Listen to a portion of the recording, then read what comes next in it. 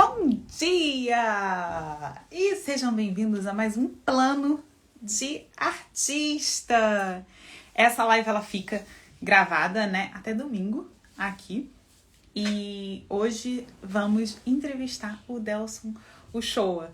Gente, eu gosto muito porque o Delson trabalhou comigo uma época. Então é muito bom fazer essas entrevistas com a galera que já esteve comigo de alguma forma. O Delson já entrou aqui. Deixa eu chamar ele aqui pra gente conversar. Um minutinho. Sejam muito bem-vindos. Vamos.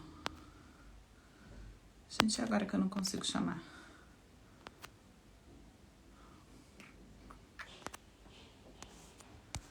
Saudades, galera. Eu também tava com saudade de fazer. Vocês sabem que no começo fazer live aqui já... Ó, pronto. E vou chamar o Delson. Deixa eu estar com um probleminha. Bom dia, bom dia. Tudo bom? As primeiras lives, elas são sempre um pouquinho mais complicadas até eu acertar. Querido, como você tá? Olá, Adriana, tudo bem? Ai, que bom! Que saudade, né, de falar, de Pois é. trocar. Aonde você está? É em São Paulo ou no Rio agora? No Rio e eu tô morrendo de frio. Como é que tá aí? Aqui está chovendo, mas temperatura ontem chegou a 29, 28 graus. Tá quente. Tá bom. Delson, muito obrigada. Assim, é sempre um prazer conversar com você, mas muito obrigada por aceitar o convite e vir conversar um pouco sobre a sua trajetória, né? Eu acho isso muito legal. Eu falo muito que os artistas, eles aprendem com a trajetória dos outros artistas e com outros artistas. Então, isso é muito legal de você vir aqui conversar com a gente. E eu queria começar se apresentando só. Conta um pouquinho. Como? Perdoe, eu não escutei.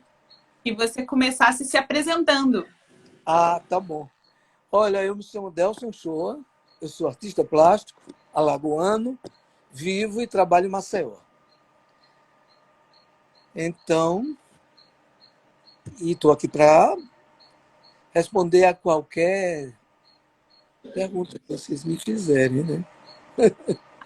Até umas perguntas lá no que eu vou pegar aqui da caixinha, mas eu queria, é porque assim, primeiro, eu não sabia que você foi formado em medicina também. Você se formou em medicina?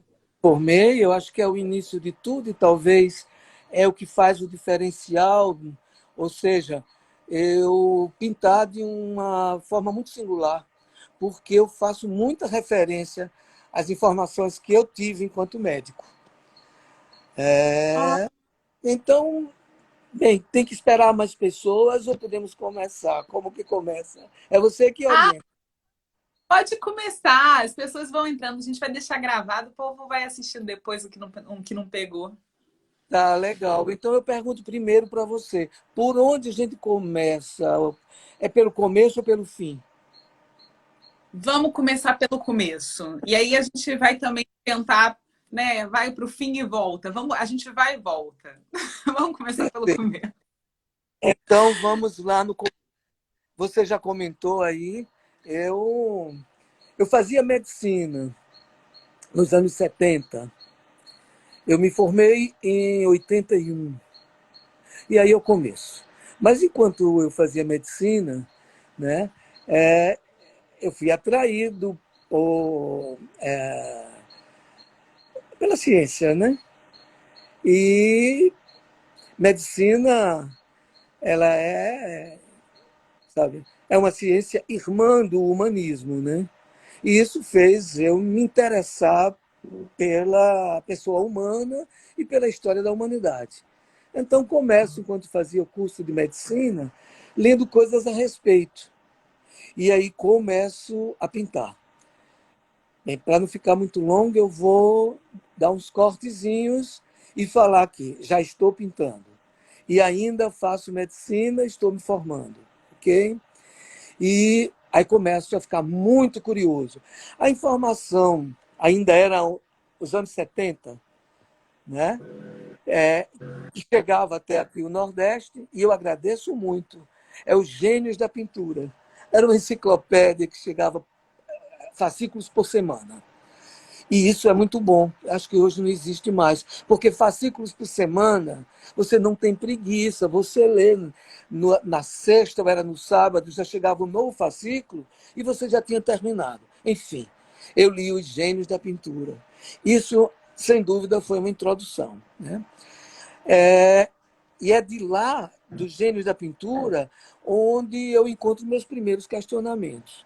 A perceber a arte popular, que também eu já tinha interesse por conta da arte do meu entorno, né? E daí começa a aparecer as curiosidades e o início de uma eterna conversa diária com a pintura que eu tenho até hoje. Então, nessa conversa eu começo pensando na cor, a cor do meu entorno, a luz do meu entorno e a curiosidade, através de ver as pranchas dessa enciclopédia que eu falei, então, dos italianos. Sabe, eu ficava muito curioso em perceber que a cor do Giotto, do Fra Angelico, Piero della Francesca, e daí vai. Eu ficava impressionado como já estava agora estudando arte enquanto fazia medicina. Como ela tinha semelhanças com a cor caipira da Tarsila. E como tinha semelhanças com a cor do meu entorno. Então, eu já estou começando, já que eu estou falando de pintura e gosto de cor, então já explico mais ou menos assim, sabe, o estímulo para eu chegar à cor. Ou, na verdade, seria a cor do meu entorno com as informações, digamos que, enfim, de Constantinopla, de Bizâncio. Eu estava muito interessado naquela época e existia uma exuberância de cor, uma luxúria mesmo, tal Nossa, qual, sabe, as manifestações populares daqui da minha região. Ou seja, pensar no pastoril, no reisado, guerreiro, né? Então, toda essa questão de cor vem do início. Vamos andando mais. É, eu, eu logo em eu seguida, diga, que você você está estava ouvindo bem? preocupado. Tô te ouvindo, você tá me ouvindo? Tô. Quando você fala, porque eu acho isso muito interessante, você fala assim, a cor do meu entorno. E hoje você voltou para Maceió, com certeza, mas você passou muito tempo na Alemanha e você passou tempo no Rio também. Então, Na como é que França, um ano, na França, na, um ano direto. Todo isso ano afetou? de 82 eu morei em Paris. E, na Uhum. verdade, a intenção de morar em Paris, porque eu me formei em 81, e muito cedo. Eu me formei, tinha 23 anos ainda, em medicina. Ok. E fiz 24 anos quando estava na França. Aí tem uma coisa curiosa, né? É que eu queria pintura já. Pintura era a minha paixão. Mas como encontrar alguém que financiasse a minha pintura e as minhas pesquisas, que eu achava que, terminando, tinha acabado de terminar uma faculdade de medicina, sabe? E não existia aqui em Maceió, mas eu poderia ter ido ao Rio de Janeiro e estudar o quê? As artes plásticas, Belas Artes. Então, era muito tempo e eu não tinha mais tempo para isso e já estava cansado de ser estudante. Então, é como se eu tivesse me preparado para fazer uma faculdade com uma grade muito particular, a que me interessava. Então, eu fui para a Europa, me estabeleci em Paris, mas a ideia era visitar os museus que eu tinha em mente. Tudo que eu tinha lido e visto através de pranchas, eu queria ver em loco. É até engraçado que eu posso comentar o seguinte: é, eu não fui logo a Madrid, digamos que eu fui ao Prado, porque eu chegava, sabe? Eu chegava, entrava no museu, deixava as coisas no hotel, entrava no museu e passava o dia inteiro. Almoçava dentro do museu e saía final da tarde. Depois é que eu chegava, sabe, em Madrid. Eu ia direto. Isso também me ajudava a eu sentir uma responsabilidade do que eu tinha ido fazer. Afinal de contas, né, 24 anos, eu já deveria começar a pensar na vida. Né? Então, é isso aí. E pronto. Logo, e daí começo a estudar. Eu ia muito ao Bobu, o Centro Jorge Pompidou, folhear livros, aprender francês. E de lá, aí eu saio da escola que me foi fornecida aqui no Nordeste, que na verdade era ver a chegada a pintura que veio com a chegada do Beaux-Arts, né, da escola francesa para o Brasil. Então, aí eu saio da França. Dentro da França, eu saio da França. É quando eu percebo, né, o neoplasticismo. Enfim, quando eu percebo o neoplasticismo, as questões a geometria da Bauhaus, sabe? O concretismo russo, grupo de estilo, e daí vai. Aí daí a curiosidade é muito grande, porque a geometria que eu via no neoplasticismo, eu encontrava no meu entorno, nos parques de diversões, nas quermesses de folguedos populares, e isso me encantou e me deixou instigado. Agora, vamos dar uma paradinha para avançar um pouco. Aí daí eu volto, um ano depois, eu volto. E aí, quando eu volto, eu começo a pensar no que eu adquiri enquanto conhecimento na Europa e o que eu tinha já da minha formação. Ou seja, da minha vivência no Nordeste do Brasil, na cidade de Maceió. Aí daí, e antes eu pintava, mas Sim. sem expressão. Estava muito ligado ao expressionismo, ao impressionismo É, francês e depois um pouco de expressionismo. Mas aí quando eu chego nesse momento, aí daí é onde eu considero o início mesmo de levar a sério o que eu tinha para fazer, porque eu fui para a França argumentando para a família que ia procurar um estágio, ia procurar uma continuar meus estudos de medicina. Mas hoje, abertamente, eu confesso que nunca passei na porta de um hospital, mas recebia o patrocínio para isso, ok? Sim, aí quando eu chego, aí é o que acontece, que é o início da minha formação. Imagina uma colisão muito forte, uma barroada das informações da Bauhaus com a geometria da arte popular. Então, é aí onde começo a ser eu. Eu descubro que tenho um assunto a crescer, que seria, sabe, a minha obra surge dos caquinhos dessa colisão. As informações, em particular da Bauhaus, com a geometria da arte popular. E imediatamente também descubro que eu poderia fazer isso com a minha temperatura, ou seja, a temperatura do Nordeste do Brasil, está entendendo?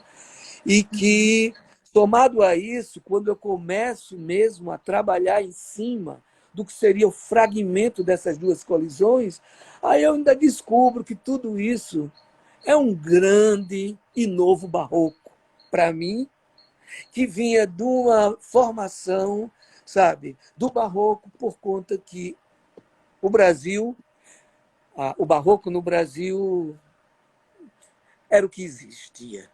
Né? Pronto, então daí começa tudo. Agora, então, a gente pode ir para o fim. vamos pro fim. Conta do Vamos para o fim. fim. Por exemplo, Bom, logo depois de já ter uma obra, considero uma obra, porque nunca fui campeão de vendas. Expus muito, mas não era campeão de vendas. E guardava tudo isso. Quando transferi, volto para Maceió e transfiro o meu acervo do Rio de Janeiro para Maceió, aí eu fico surpreso com o que eu tinha aprontado. E E daí vem uma segurança muito grande. Eu fico pensando que eu agora, com todo aquele material em casa, não precisava mais passear pelos livros, já tinha feito isso muito. E Uhum. que agora o barato era eu me alimentar de mim mesmo. Era eu rever o que eu tinha feito até aquele momento. Aí daí inicia um período de autofagia, de autoalimentação. Eu olho para mim e nessa autoalimentação eu começo a descobrir que dentro daquele acervo eu tinha trabalhos que estavam inacabados. E daí começo a pensar como os antigos, que viravam trabalhos de costa por 6 meses, para depois retomar e continuar a enxergar melhor. Quer dizer, eu estou comentando isso para falar que começa a grande conversa com a pintura. E eu não paro mais de conversar com ela. Tudo que é informação que eu adquiro, eu coloco dentro dela. Eu começo a imaginar que o verdadeiro artista é confessional. E é o que ele vive. E ele registrando. Aliás, eu acho que a arte ela avança exatamente por isso. Por você ter já guardado dentro da sua formação uma herança, uma tradição que, em princípio, marca o seu lugar de origem. E o resto é experimental. Então eu começo a experimentar tudo. Tudo que eu ler. Aí daí eu posso dizer que o que faz a minha pintura é a literatura, é a ciência, é a última notícia internacional lá na televisão, não importa. Tudo, tudo que me interessa, eu paro. E tudo que eu paro, eu coloco dentro do meu ofício. Aí agora eu tenho um leque de possibilidades para conversar com vocês e a mais forte delas seria a pergunta: o que eu faço com a minha medicina? Nossa, foi muito importante. Eu começo a fazer uma paródia da medicina com as artes plásticas, uma fusão das duas, que eram as duas coisas que eu mais tinha visto e estudado na vida. Então, eu começo a apresentar o corpo médico ao corpo da pintura. Partindo do princípio que para você materializar uma pintura, trazer uma pintura, encarnar uma pintura, porque o segredo de toda a vida é isso. O verbo é ação, né? Se fez carne e habitou entre nós. Se você consegue, é neoplatonismo isso, né? Se você consegue trazer uma ideia, a ideia de Deus é perfeita, mas ela passa por um filtro imperfeito, o ser humano, ok? Então, a partir daí é que eu percebi que ficava mais singular, sabe, mais autoral. Então, eu ia falar a eterna conversa com a pintura. Então, olha só, para poder eu materializar uma pintura, eu preciso de uma superfície. O que é uma superfície? Não importa se ela é plana, subdimensional, ou se ela tem volume, mas ela tem uma superfície que é a pele. E a Uhum. pele é o maior órgão do ser humano. Então, aí eu começo a pensar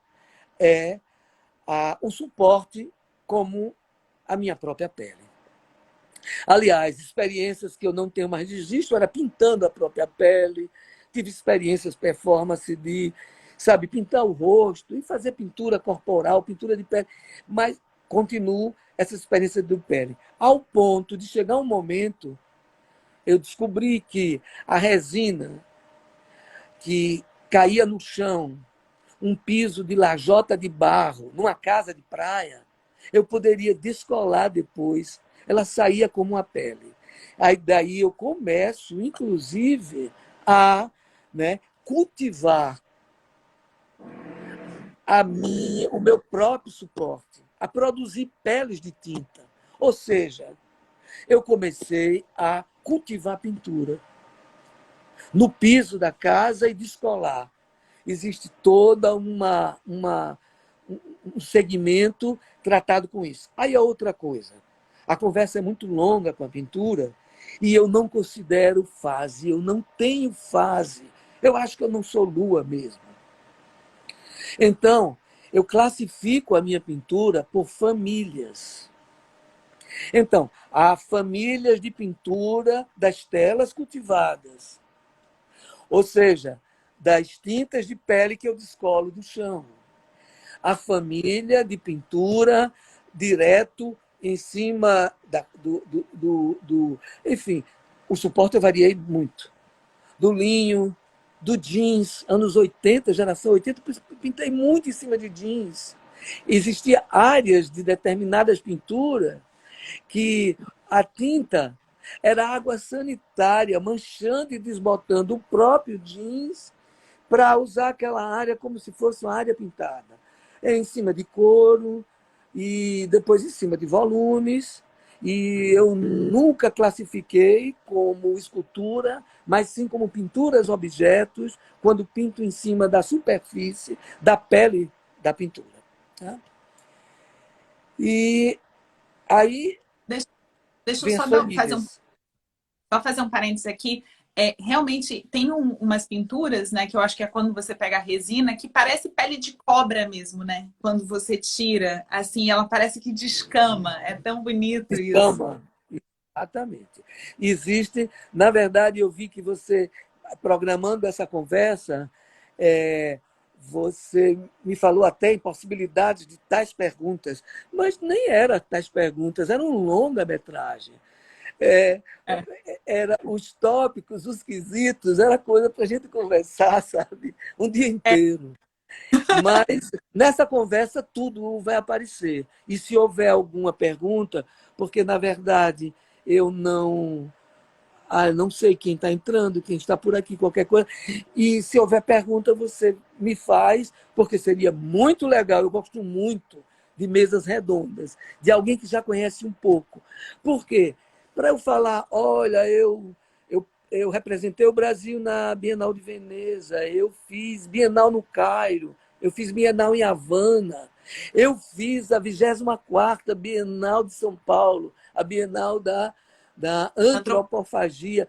Então, mas tudo isso, naquele endereço que você encontrou, delsonshoa.com, quem tiver mais interesse, vai lá, porque parece com estudo. E aqui não, aqui a gente vai conversar como quem está tomando um vinho, ou uma água que eu nem fui buscar ainda, viu? Então, aí daí agora já abrimos todas as possibilidades de conversa. todas as Eu possibilidades. falei das famílias, os suportes. Eu cheguei, tinha um suporte que eu tenho uma série bem grande, que é pintada em cima de cobertores de lã. E é uma, bem no início, são nos anos 80, quando eu penso que estava fazendo um híbrido da geometria popular com a geometria do neoplasticismo, e eu queria uma temperatura quente, eu comecei a pintar em cobertores de lã porque o suporte me parecia quente. E Ah, parece, eu pintei em cima de edredons, de cobertor de lã, e depois eu vejo mais na frente que tudo isso tinha um sentido de pele, ou questões do tato, questões de conversar com a pele, por conta de que o edredom, a gente se aquece nele, né? o cobertor e toda essa gama de possibilidades de suporte que eu usei. Né? Está sempre ligado, eu percebo que estava sempre ligado à minha grande conversa com a pintura e tratar a pintura como humanizar. Mas nunca consegui humanizar, não, porque ela é muito forte, ela é uma deidade. Agora, você pode conviver com as deidades, é só tratar, sabe, a sua vida como religião. E para você ter uma vida religiosa, não necessariamente você precisa de uma religião. É você tratar a sua vida de forma religiosa. No caso, a religião era a pintura. Né? Então tá, pode animar o assunto. Ô, Delson, aqui já tem gente perguntando, mas é tudo muito sinestésico também, né, Delson? Ótimo. Acho que quando você pensa tudo de várias formas, tem a textura, e mesmo quando a gente está vendo a pintura e você não está tocando necessariamente nela, você vê que tem a textura, que tem cheiro, parece que realmente tem essa coisa do Nordeste. Mas, ou, ó, Tem. E é muito sensual. Eu acho que agora, então, que eu estou ficando velho, tô transferindo até a libido toda para dentro da pintura. Tudo eu jogo nela. olha, Mas o Guga uma fala, fala. coisa, teve uma coisa legal que você. Qual foi o seu comentário anterior? Da sinestesia da sua pintura, Certo. Bem, depois do vai seu trabalho. aparecer, mas é porque eu ia fazer um. Ah, do toque. As minhas exposições sempre têm uma plaquinha. Talvez essa última não vai ter, porque eu tratei de uma coisa muito aveludada. Mas as anteriores tinha sempre uma plaquinha escrito é permitido o toque. Era para pessoas pegarem. Mesmo porque tem algumas, como quem conhece sabe que existe muxarabi, subcutâneo, pinturas que você entra dentro. Olha, entrar dentro é um absurdo falar isso, mas é porque literalmente você vai para dentro da pintura e lá você vai experimentar o que seria a luz calorosa. Aliás, a luz essa é muito importante. Luz e cor, eu acho que é a minha grande identidade, porque ela me localiza no cinto luminoso do planeta. Ela me localiza, eu estou a 9 graus de latitude, ou seja, no cinturão luminoso mesmo, né? E da luminosidade que o Brasil inteiro faz parte. Só que é mais forte nessa minha região e eu trato disso como uma identidade, né? Então era para dizer isso sobre o toque. Aí, sim, aí você continua agora. O Guga perguntou assim: qual a dificuldade de ser um artista alagoano? Existe incentivo do governo? Como é? Zero. Eu tive problemas de chegar ainda a procurar ver se existia possibilidade de ajuda local, até porque eu tinha já conseguido é, é, extrapolar a barreira geográfica e ser conhecido no Sudeste, que eu pensei, claro que aqui em Maceió todos me conhecem, mas é possível que estudar minha obra, entender minha obra, está mais ligado ao que acontece. Oi, rapaz, é o meu cachorro. Que lindo! Olha, tá bom. Oh, lindo. Ah, ele está querendo participar. Deixa ele participar, não Tá tem problema. bom, deixa, se ele não perturbar, ele fica aqui. Sim, ainda está no Nordeste. Não, é difícil. E outra coisa, mesmo no Sudeste, é, é um assunto delicado. Eu tive preconceito, eu senti preconceito. Uma exposição que eu fiz no Thomas Kuhn, a Uhum. primeira, logo depois na segunda, foi outra história. Ele disse: Eu não entendo. É muito bom, essa é a palavra dele, é muito bom o que você faz, eu gosto muito, tanto é que estou investindo. Mas eu acho que existe um preconceito porque você é nordestino. Ele não vendeu nada. Você acha que E, esse preconceito e era raro. Agora, estamos falando, talvez hoje mudou, eu acho que tem. Mas nós estávamos lá, essa exposição do Thomas Kuhn foi início dos anos. Não, a de lá era no início dos anos 90. Eu Ah, fiz duas, porque nos anos 80 eu fiz três individuais na extinta Galeria Saramenha, que era no shopping da Gávea. Né? E sim. depois fiz Ana Maria Niemeyer. Às vezes eu já fiz um monte de coisa, às vezes eu me lembro, tem que olhar a biografia. O, talvez em 91, 92, né? Pode ser. Eu queria também que você falasse da Acho que Galeria Saramenho. existia nos anos 80, agora está voltando, lamentavelmente, com esse governo. Mas nos anos 80 houve um movimento dos skinheads, sabe? Era uma coisa, só o meio da arte ficava sabendo dos skinheads lá no Rio Grande do Sul, eu acho, eu não sei, dos países, na região sul. E eles chamam a acusação de subraça nordestino, que nordestino era subraça, houve esse comentário, e um desejo separatista. Que loucura. O Brasil é muito rico de possibilidades e eu nunca vi tantas absurdas como a atual, né?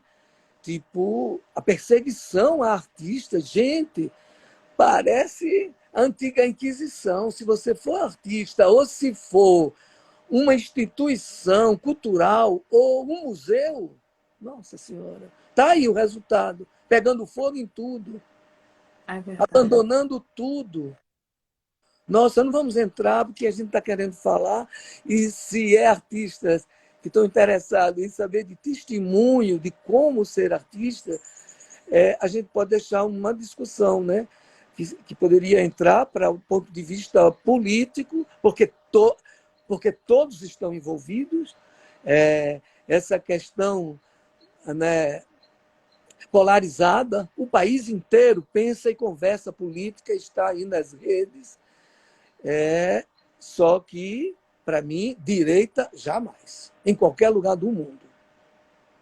Em qualquer lugar do mundo. Ô, Delson, eu queria que você falasse, porque a gente falou, agora que você falou, que tinha um pequeno preconceito na região sudeste, só que ao mesmo tempo você é um dos artistas, assim, que quando a gente fala da geração 80, né, da exposição geração 80, a gente fala de você e você foi um artista que representou o Brasil na Bienal. Você fez a Bienal da Antropofagia, que para mim, enfim, todas as bienais são muito maravilhosas, mas essa Bienal é especial, do Paulo.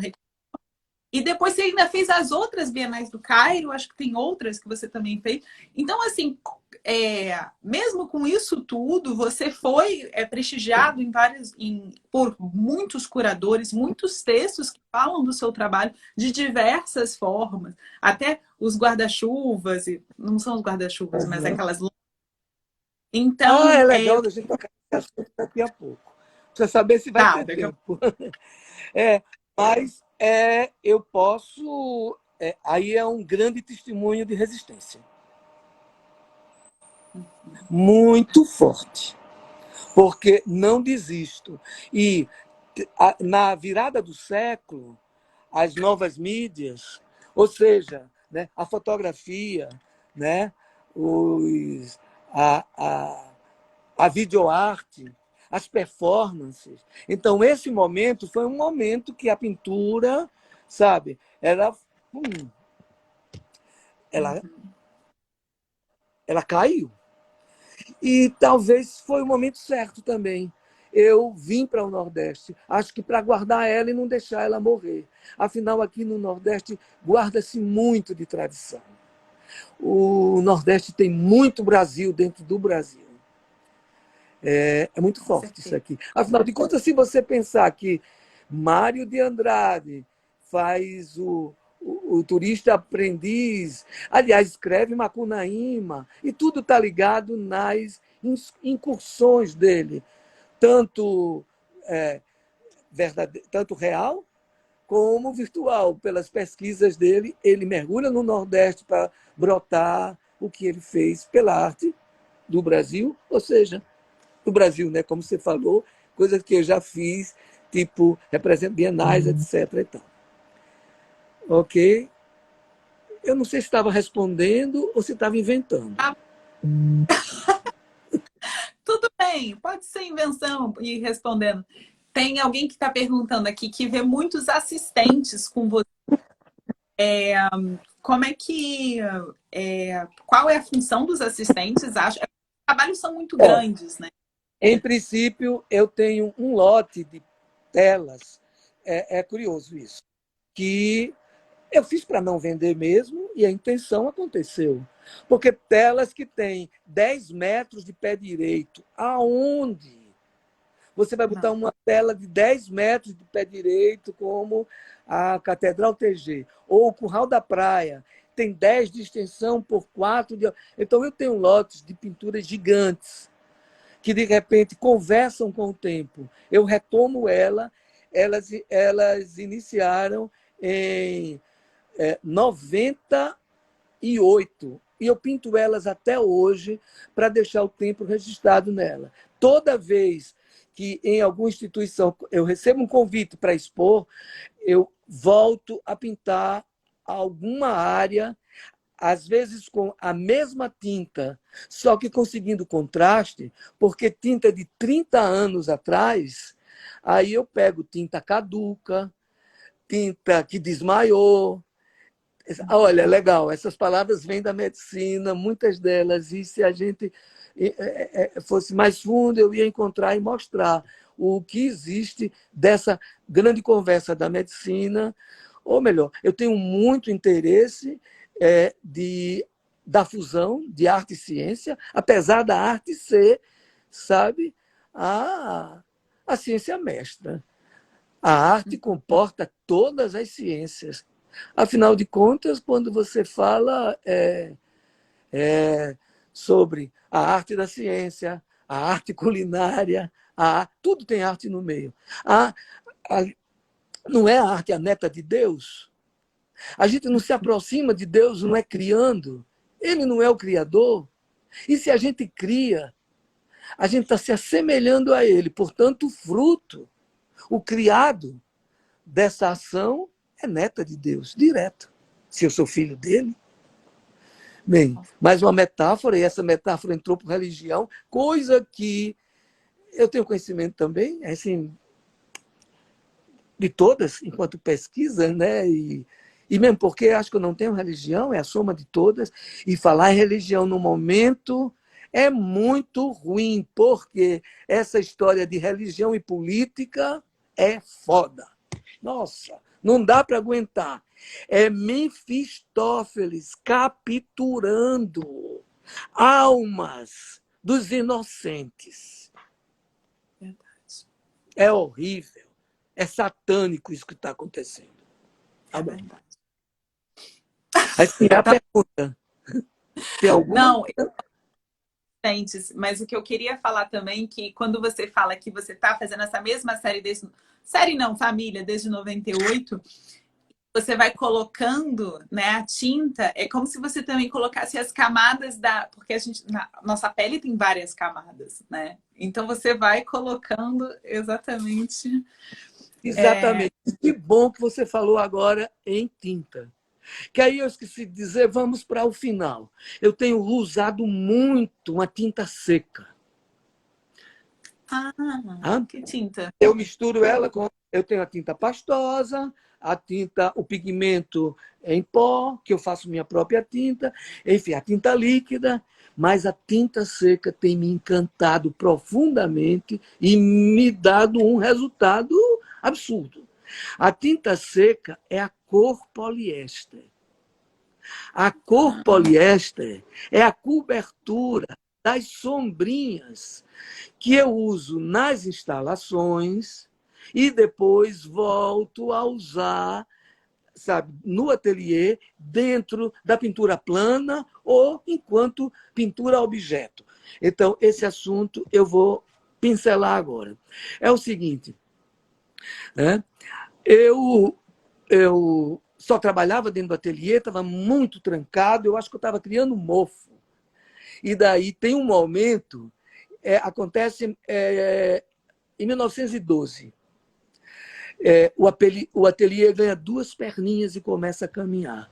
É um ateliê, e eu acho muito legal essa ideia, porque é um ateliê cacheiro viajante. Eu saía com ele. Ou seja, eu fiquei encantado numa viagem que eu encontro uma família usando sombrinhas, e as sombrinhas de cores variadas. E como essa família era composta basicamente de mulheres e crianças, As sombrinhas tinham diversas alturas. E eu olhei na rua e tive uma visão. Digo, gente, olha lá, um buquê de pintura mesmo caminhando na estrada. Aí fiquei apaixonado. E daí saí comprando sombrinhas. E comprando sombrinhas sem saber exatamente o que iria fazer com aquelas sombrinhas. Mas onde chegava, abria, jogava ela pelos cantos e continuei a viagem. E aí é quando eu descubro o pigmento chinês. Aquilo é um pigmento. É uma cor poliéster. Você está entendendo? Porque é a cobertura de poliéster das sombrinhas. E aí há mais uma família de pinturas surge. As da tinta seca. Em princípio, eu vou contar um pouquinho agora como quem fala de uma história mesmo, né? Eu vou contar como um conto. Então, quando eu começo a comprar e fazer essas experiências, aí eu saio procurando aonde eu posso encontrar muitas sombrinhas, porque eu não quero comprar sombrinha, eu quero comprar cores. Aí daí eu vou na Feira de Caruaru. Na terça-feira, existe um segmento chamado Feira do Paraguai, dentro da Feira de Caruaru, em Pernambuco. E aí eu consigo um depósito de sombrinhas chinesas. E eu compro como pigmento, eu compro todas as vermelhas, todas as amarelas, todas as cores primárias, todas. Então eu percebi que estava comprando pigmento. Me chamou a atenção que as primeiras, lá naquela viagem que eu estava fazendo, era daqui, Maceió, Recife. Eu saí comprando pela estrada, em algumas lojas. Eu me lembro que, na época, até R$ 14 a unidade. Aí variava 10, 8, saí encontrando. Quando eu chego em Caruaru, eu compro sombrinhas a €1. E eu fiquei impressionado. Como eu podia estar comprando aquela cor, aquele pigmento, que vinha do outro lado do mundo. Tinha um transporte e tinha feitura, uma fábrica daquele pigmento. Aí cai a ficha que eu estou comprando um pigmento extremamente desalmado. Um pigmento que é fruto de trabalho escravo. Uhum. Aí eu começo a pensar, né? E, olha, mais na frente eu comprei até carro chinês.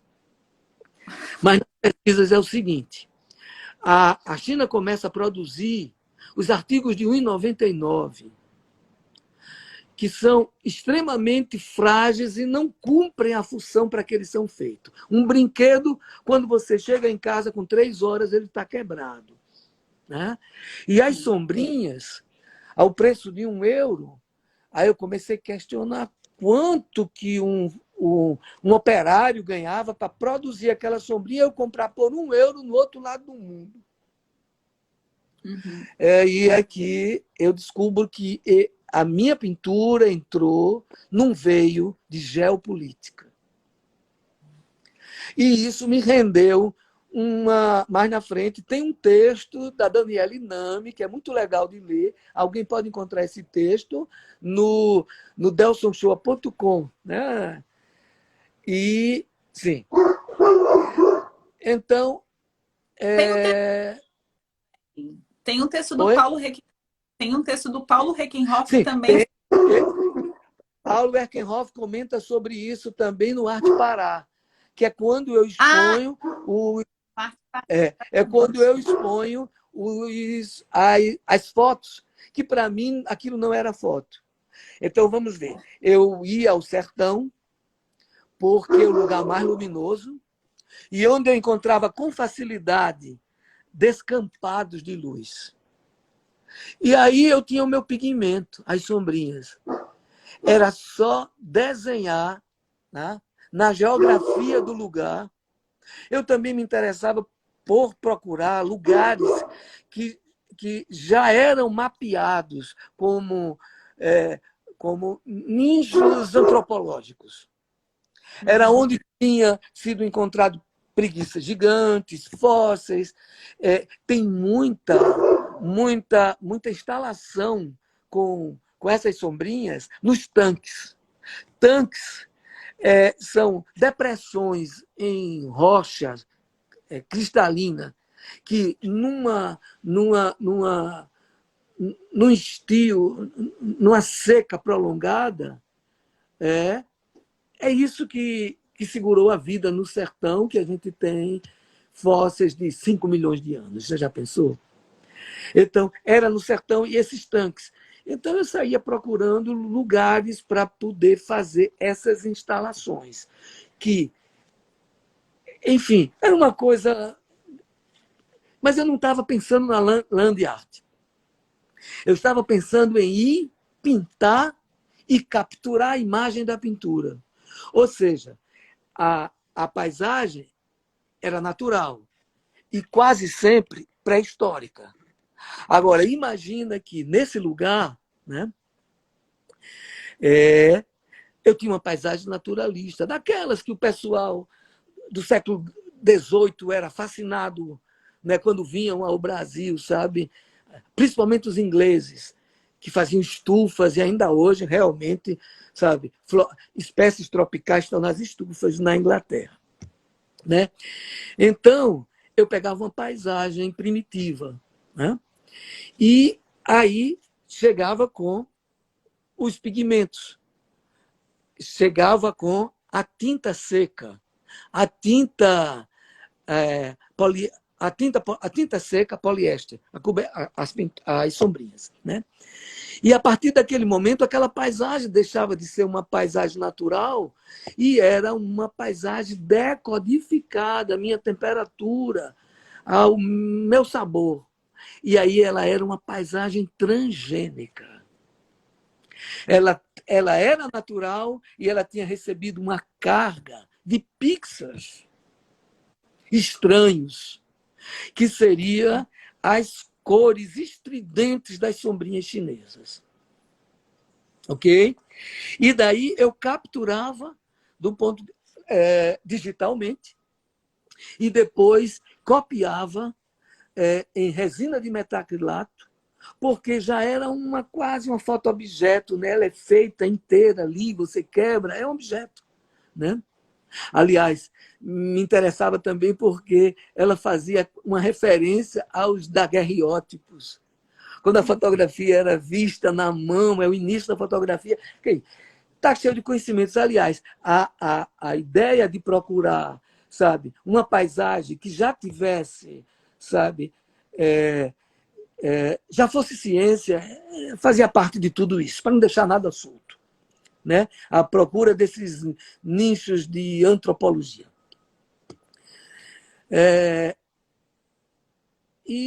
Então, depois da foto copiada em resina de metacrilato, para mim não era fotografia, é uma pintura, onde o suporte é a fotografia.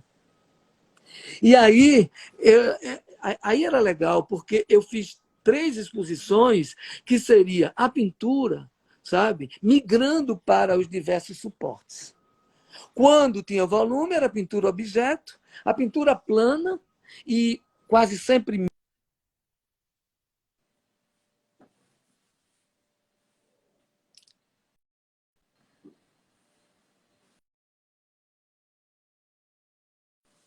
Voltou. Eu não estou mais te escutando. Você está me ouvindo?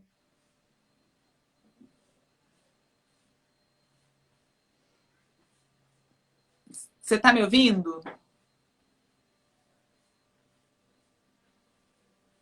Todo mundo está mudo? Eu ou o Delson?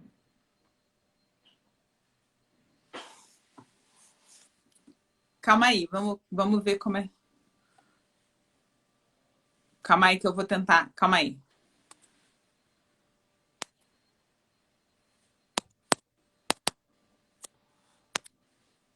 Calma aí, gente. Eu vou tentar trocar aqui. Vamos ver o que a gente consegue fazer. Opa. Calma aí, Delson. Vou tentar aqui, ó.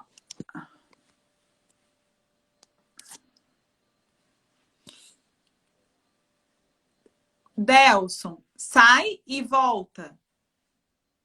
sai e volta. Ah, tá. Calma aí, então. Isso. Sai e volta.